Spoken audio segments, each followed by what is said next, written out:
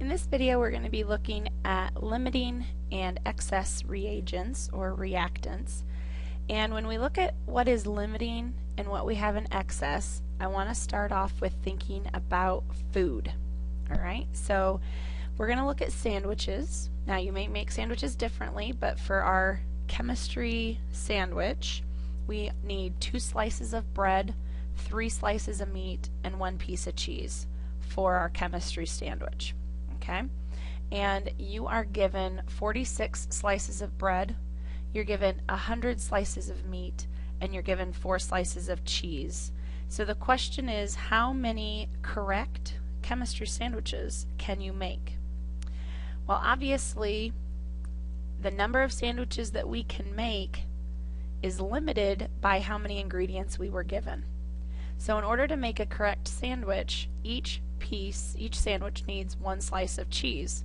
Well, the slices of cheese we only have are only 4. So although we might have lots of extra pieces of bread and we may have lots of meat, the number of sandwiches in this case is limited by the amount of cheese that we have in order to make the sandwich correctly. So we would say that cheese is our limiting ingredient because it's what we have the least amount of. And in case you were wondering, the answer is 4. You can only make 4. And then you're going to run out of cheese. And so you might be able to put some meat on the bread, but it won't be correctly made. And we need to do this in chemistry as well. When we have a chemical reaction, sometimes we don't have enough of a certain reactant. So we have an insufficient amount, just like we had an insufficient amount of cheese to make sandwiches. We might not have enough of a certain chemical, and so it's going to limit how much product we can make. 1 molecule of nitrogen and 3 molecules of hydrogen are needed in this particular reaction to make ammonia. We need 1 molecule of nitrogen, 3 molecules of hydrogen. We get that from our balanced chemical equation. Let's say that you're given 2 molecules of nitrogen and you're given 3 molecules of hydrogen. That's what you have to work with. Well, since you need 1 molecule of nitrogen and 3 of hydrogen, that means that you can, and when you have that, you can make 2 molecules of the NH3. Okay, that's what our balanced equation would tell us. Well, you are going to run out of hydrogen. You're going to use all of your 3 molecules of hydrogen up, but you're still going to have 1 molecule of nitrogen left over, because remember, you were originally given 2 molecules of nitrogen, 3 molecules of the hydrogen. Just like the sandwiches, you're going to run out of hydrogen, but you're going to have nitrogen left over when you're done. So in this case, we would say that our limiting reagent, sometimes called the limiting reactant, this is the substance that's going to determine how much product you can form. In this case, hydrogen is going to limit how much ammonia we can make. We're going to run out of hydrogen before we run out of the nitrogen, because that's what we have the least amount of. Whatever you have extra of, that's called your excess reagent. This is the substance that you're not going to completely use up. You have extra of it. In this case, nitrogen was an excess because you had 2 molecules of nitrogen and you only used 1 of them up. So you had extra. Steps in order to determine your limiting reagent. So how would we do this in a chemical equation? Well, first of all, you're more than likely going to be given the amount of reactants as a grams, just because balances, we're going to measure the mass of the reactants that we're adding together in a chemical equation. And you're going to convert that to moles. That's your first step.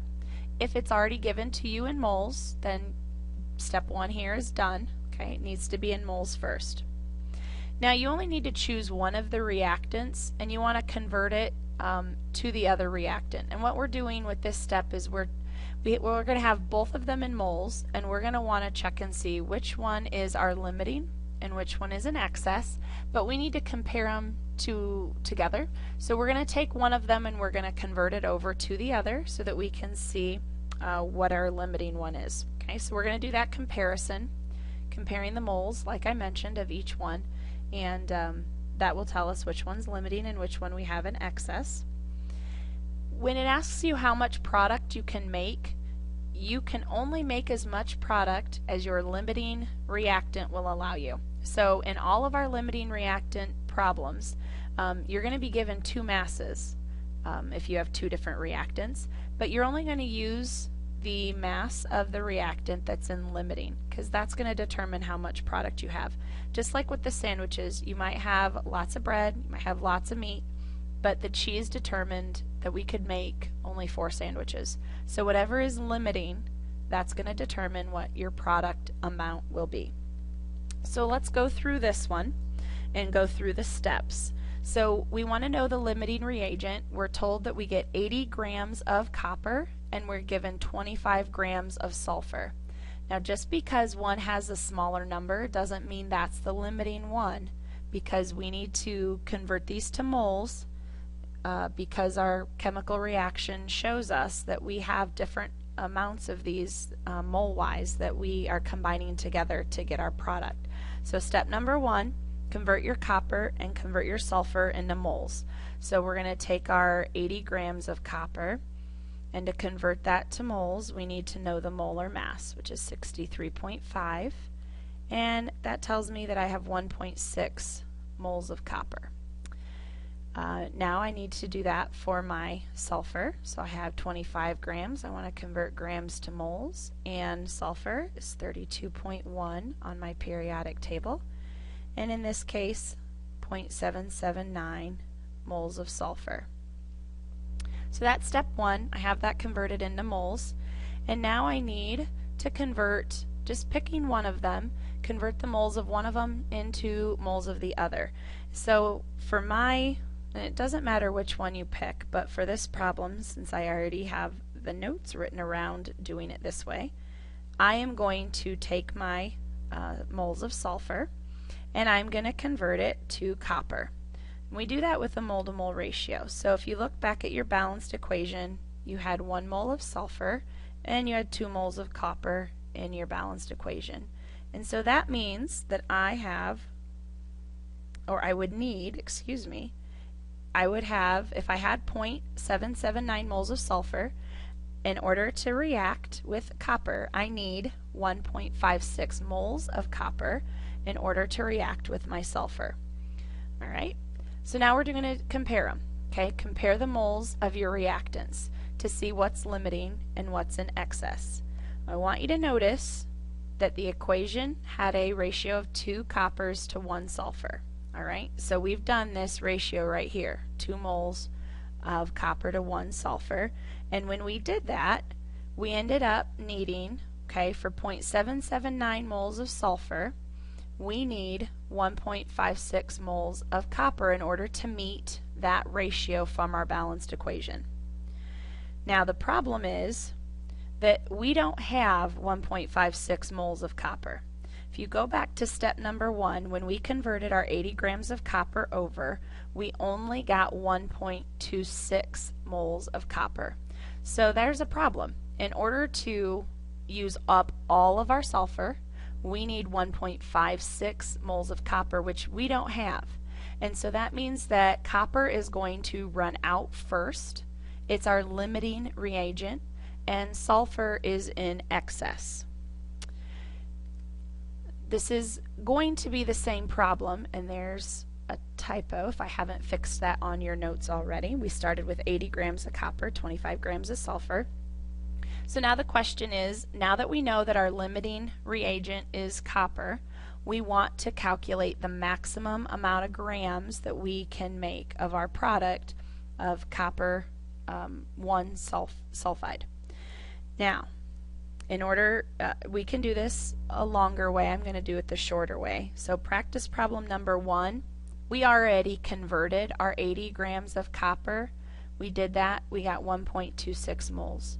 That was our limiting reagent. Sulfur was in excess. So I'm going to only use my 1.26 moles of copper, and because that's the one that's going to run out first, that's the one that's going to determine how much product I can make, I want to use my copper to solve for the product, not my sulfur, because sulfur is in excess.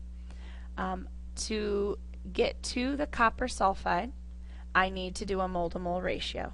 And in my balanced equation, I had 2 moles of copper and 1 mole of the Cu2S. And then my moles of copper are going to go away there, cancel each other out.